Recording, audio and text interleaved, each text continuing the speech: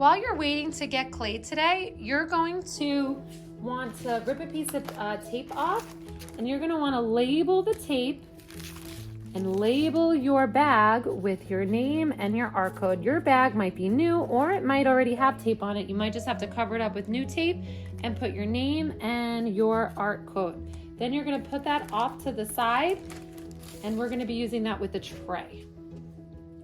So how we're going to start is you're going to get a chunk of clay, and you're going to knead the clay. That means pushing the clay with your body weight and kind of rolling it, but keeping it so it's not super flat.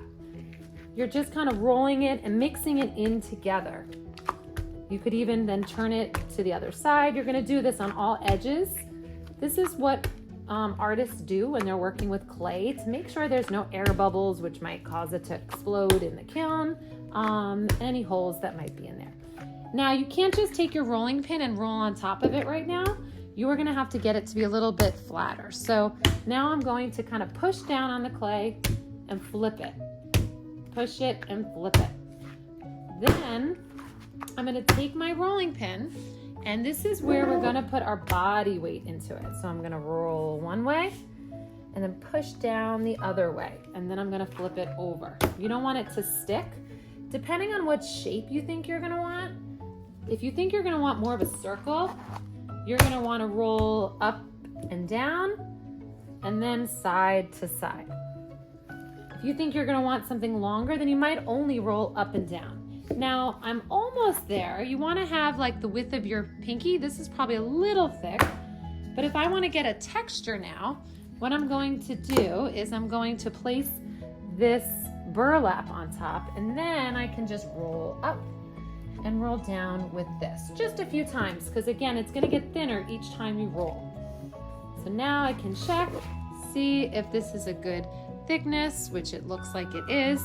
And now I'm going to get a stencil to cut out the shape of my slab. So I have either a circle, a square, or a rectangle. Now this rectangle is not going to fit, so I would have needed a little bit more clay, but if you wanted a rectangle, I could give you a little bit more clay for yours. Or you would have just need to roll it up.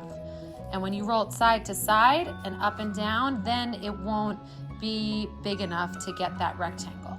So I'm gonna start by putting this down. Again, if you wanted a square, you could do a square. And I'm just going to hold it in place. Well, I think there's two plates here.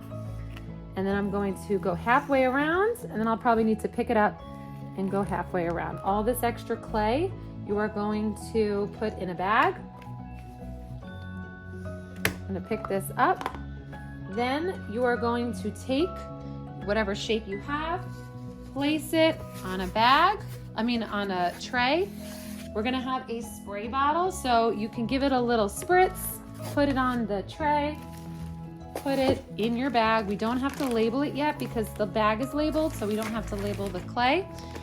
And that's all we're gonna do today. Next class, we will turn it more into a plate. Right now it's just a slab, and we will be able to press some different tools in if we want to get some different patterns. Now I'm just going to show you quickly what it might look like if it was a different shape.